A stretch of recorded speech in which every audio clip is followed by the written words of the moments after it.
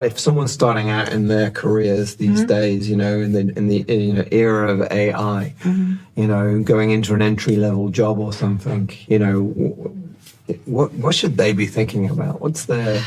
It's a great question. Yeah. I mean, in general, I think, and it's been true for a time, even before AI in the last couple of years, really lit up in a big way. It's been true for a while that sort of being a ravenous, continuous learner was probably going to be the secret to success in life. Yeah. And that's that sounds easy. It sounds easy to have a growth mindset. I mean, people just say, everyone thinks they love to learn. Yeah. Because in some sense we do. In some sense, human beings do love to learn, and that's innate.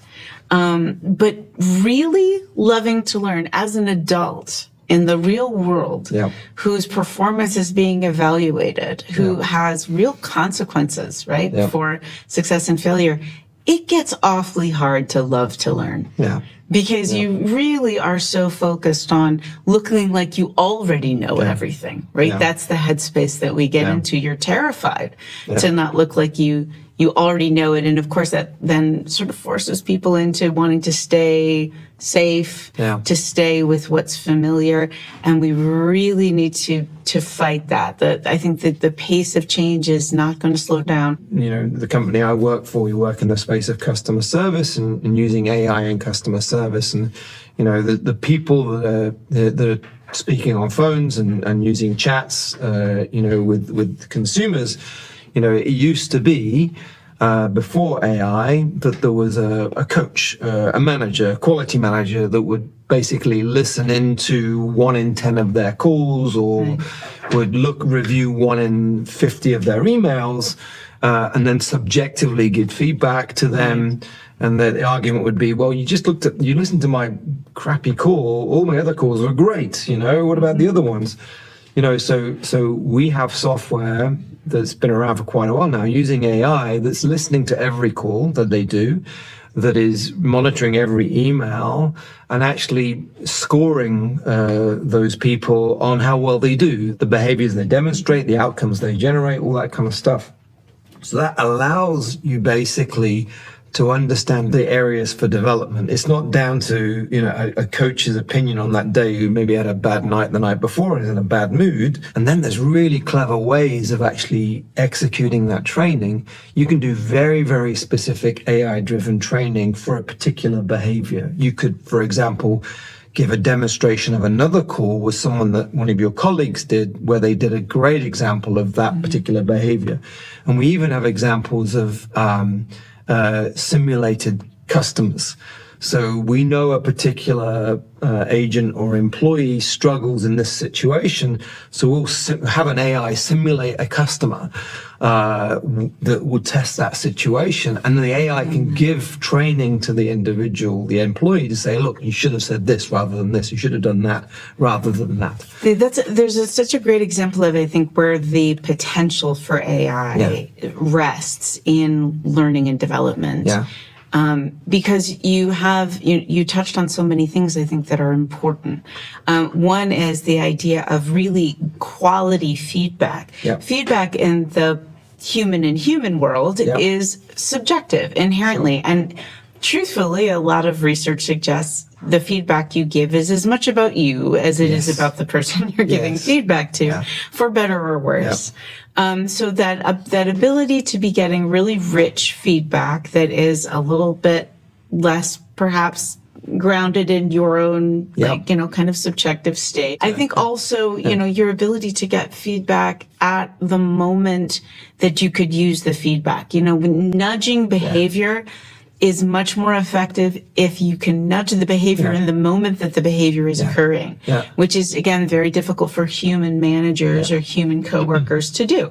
Yep.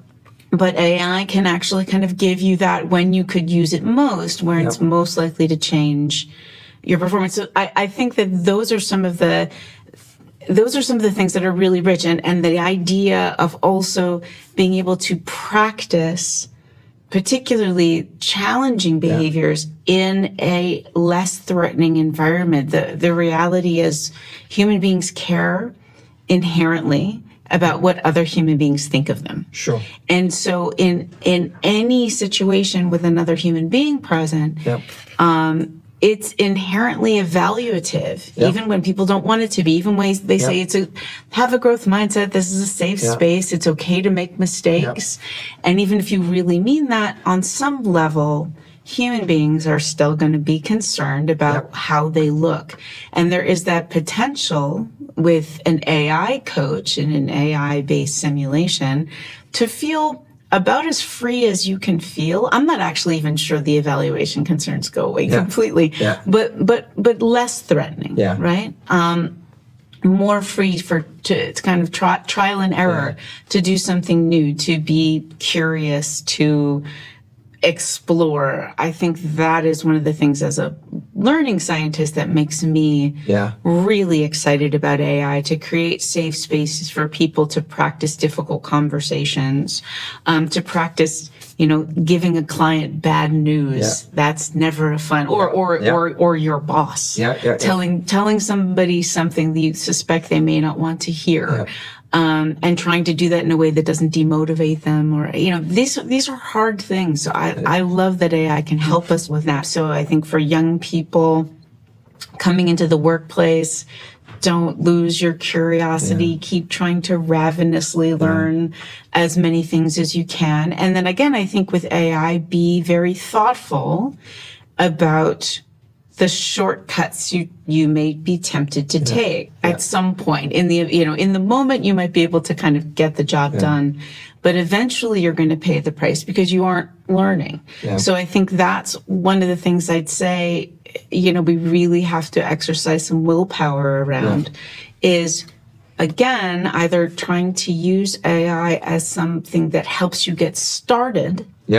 But you are still going to do the synthesis. You're still going to pull all the notes together. Or conversely, you start by pulling all the notes together, and then you have the AI help refine it. What am I missing? What am I not thinking about? How could I communicate this more effectively? And try to use AI as a coach to give you tips rather than ask it to rewrite it for you. Again, I recognize that takes a lot of discipline, but it's really going to pay off in the end when you are, in fact, an expert, and others who took shortcuts are not. You're 100%. And I think you hit the nail on the head with the growth mindset. And rather than the fixed mindset, to recognize that you've always got room to grow and learn. If you think back, I know 70, 80 years, people, you have one profession. You go out, you'd learn that profession, and that would be your life's work, that one thing. For the last 20, 30 years, people have had 2 or 3 professions, as technology came through and changed things each time, these waves. I think what we're going to see with AI is that every couple of years. So you're only going to get through that with the growth mindset, with recognizing that what you learned 2 years ago is no longer relevant. It's time to learn again. And you made another good point, which is, AI is like a high performance car, or it's an amazing tool. It doesn't mean that everyone can use that high performance car or tool the same way. So then there's the, knowing prompt engineering, for example. Being an expert prompt engineer is the equivalent of being an amazing car racing driver or something. You know how to move that car really, really quickly. But that will change again in a couple of years. So, but I think you really hit it with the growth mindset's key. I'm curious what you think about, because I would say sort of the 2 major categories I hear from leaders who are reluctant to have their people using AI. That there's even, I've heard the phrase AI shaming, right? To kind of really discouraging people from using it. The one concern we talked about, which is I'm worried my people won't learn. I'm worried they won't build expertise. But the other one, of course, is the accuracy concern, right? And that, again, there's a lot of sort of headlines about hallucinations. It's making up law cases. It's making up citations for science articles that don't exist. How do you think about that, and how worried are you about that, and what, if anything, do you think people need to be, again, those young people who are starting to use AI in their roles, how they need to be thinking about how they evaluate output, how they think about whether or not something I can trust what I'm getting? It's super. So to the second question, first of all, and that's about being really good at prompt engineering. The questions you ask an LLM, conversational AI, is key. And so asking the right questions is prompt engineering, so getting the right answers. You can very easily ask an ambiguous question that is very open to multiple interpretations that's going to more likely produce a hallucination. That's today. It's early days. In a year or so, it'll be self-correcting and better than that, I believe. The first part of your question, does it make people lazy? You could say the same thing, we have GPS in our cars now. Does it make you lazy that you don't carry a map around, pull over every 10 miles and check the map kind of thing? Well, kind of, yes, but actually you're no longer focusing on navigation.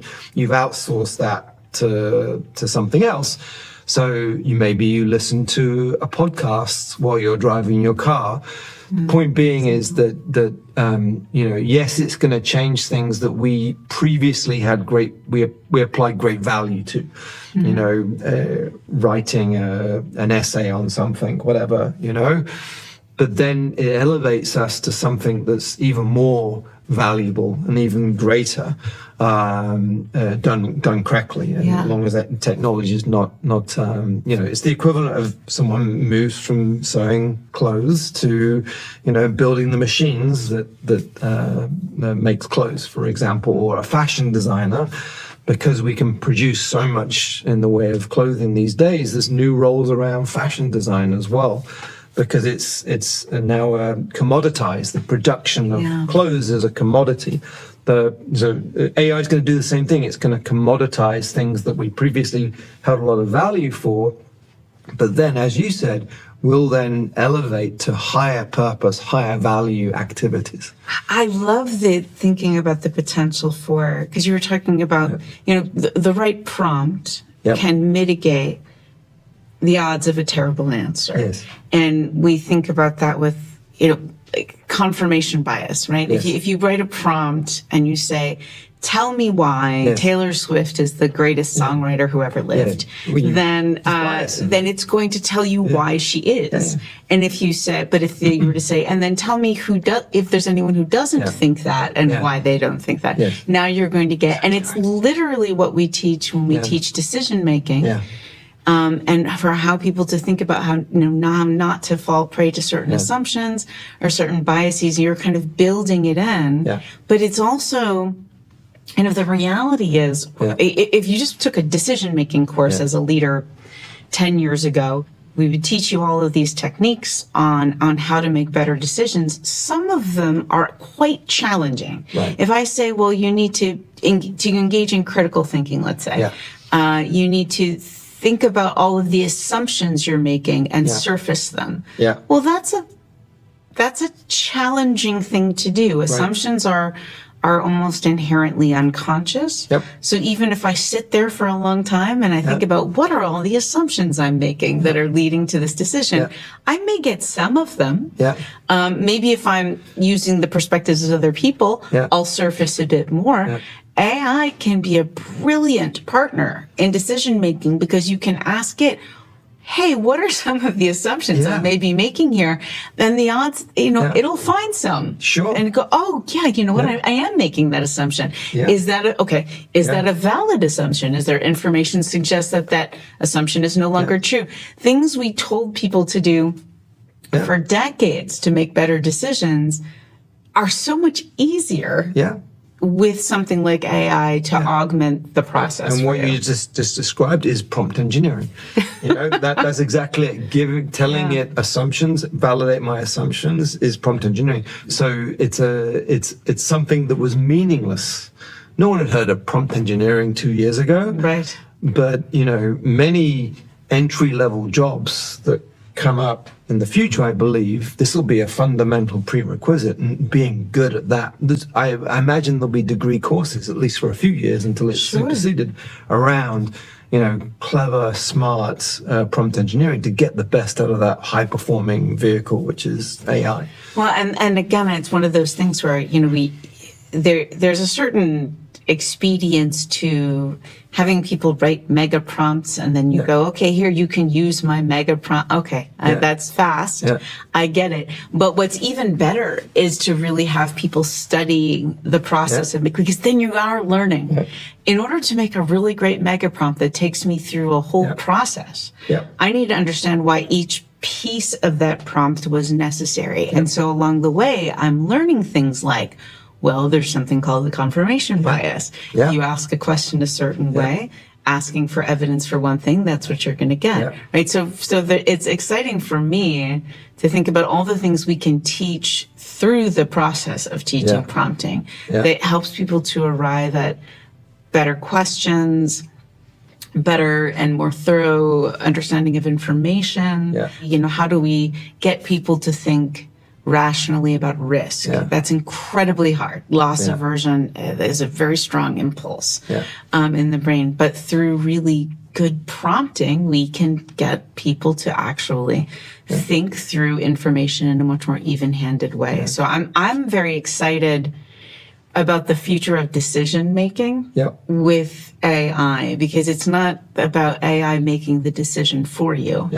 It's about it really helping you to see the things that you might be missing, which I think, and treating it like the future, as Bob Johansen said this on one of his books, and it cracked me up, but I think it's a really great analogy that AI, at least in its current state, is sort of like a really well-read but overly confident intern. That's with you all the time. And I love that idea. The intern's like, only as good as the training it's got. And as the person who, again, is sort of behind the wheel. And I think that human in the loop part is so important, that we're still going to need people.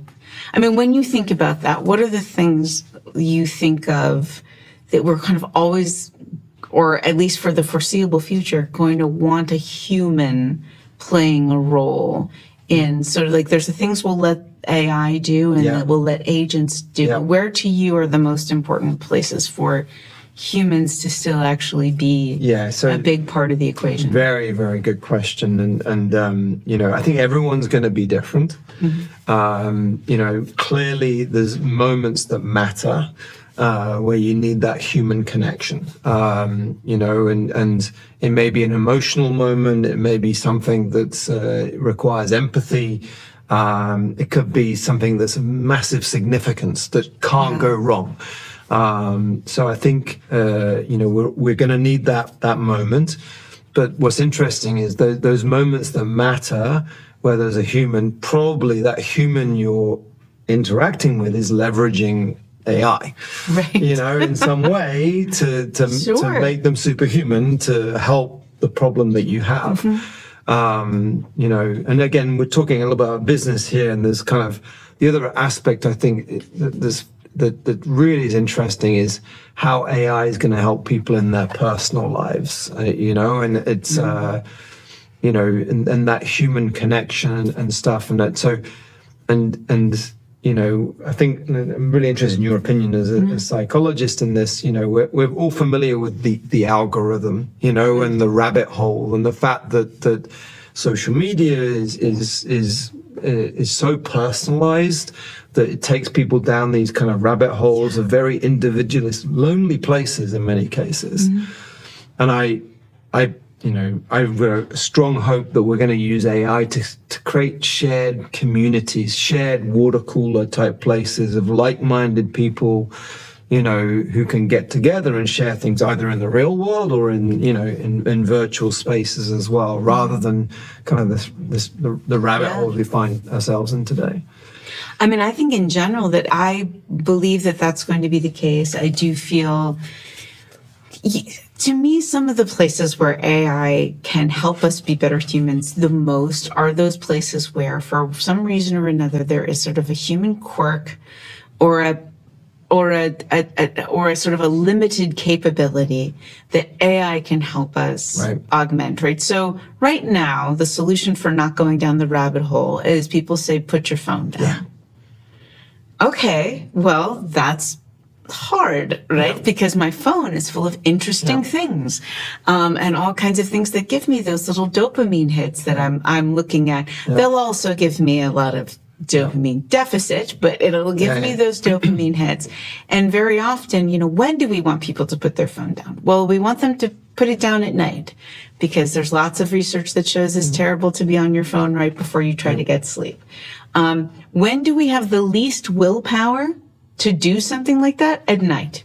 Right. Because you have spent it. Willpower is a limited resource. We all spend it all day long, every time we make decisions, every time we resist an impulse, every time someone sends you an email and you don't immediately fly off the handle with we're using that limited supply. And as we go out, I mean, this is why happy hour exists, right? At the end of the day, it all just, that it seems like a really good idea. So I think those places where AI can really help us be the people we want to be is where we can use it as almost like you would a human partner who is saying, hey, this is really the time you wanted to put your phone down.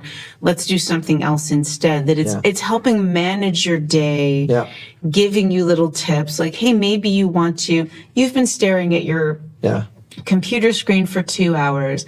Maybe you should do something for 5 minutes that replenishes you, puts a little bit of that gas back in the tank. And I happen to know that you enjoy these kinds of 5-minute activities. Here's some suggestions, right? So I think it's really exciting. I think those places where we struggle to be our best selves, where we have our blind spots, where we kind of maybe there are unconscious forces that are undermining the pursuit of our goals, that AI can play a role in helping us in those moments where we need it most, I think is so exciting. It's really cool. It's connected an argument I have with my kids around AI and personalization. So, and especially with art, for example. So, we're all familiar with playlist of, music that's curated for you, based on what you listen to, what you've liked, you get a list of songs that predicted you'll like.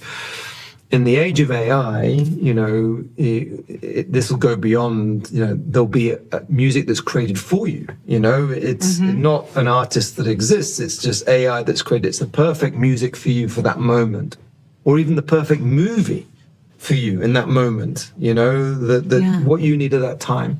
So one of the arguments I have with my kids is just quite interesting. It goes to this kind of idea of a rabbit hole, because the movie that's created just for you at that particular time is the ultimate rabbit hole. You're in this lonely place watching this lonely movie created for you, but it's hitting all the dopamine you need at that time.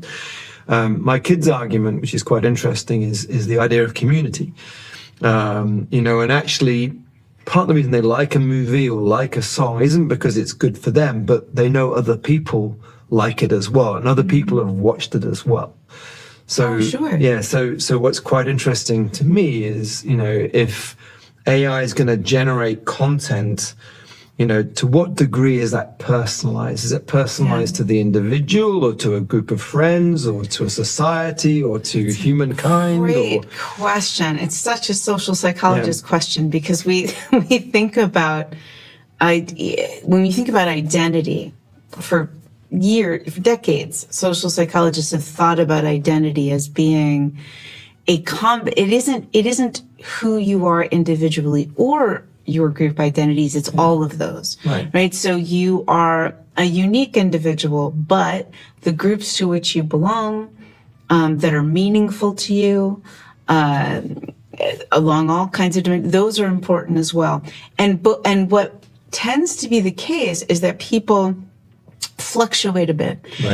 So it can fluctuate by culture. So in some cultures, your group identities tend to be more important than your individual identity. And vice versa. But I think it's also going to move kind of throughout your day, where there may be moments where what you're really craving is something that is uniquely for you. And that's that's the piece you want in that moment. Right. But I think there's also always going to be the things that you feel connect you to other people. Yes. So it's probably it's an and. Yeah. It's probably, I do want there may be an evening where I want the movie that was made for me. Right. There may be more evenings where I want something that I feel like I can share with people or that others are sharing with me. And I think we're going to see that it's quite fluid, because I, for one, it's funny that thinking about creativity and the arts, I do see that certainly artists are already and will continue to augment their art with AI as a helper. Yeah. I do think it still matters to people, and probably again will forever, because I think it's a human nature thing, that there is a human behind the art, right? That there's a human behind the music. There's a human behind a great piece of prose or filmmaking or a designer.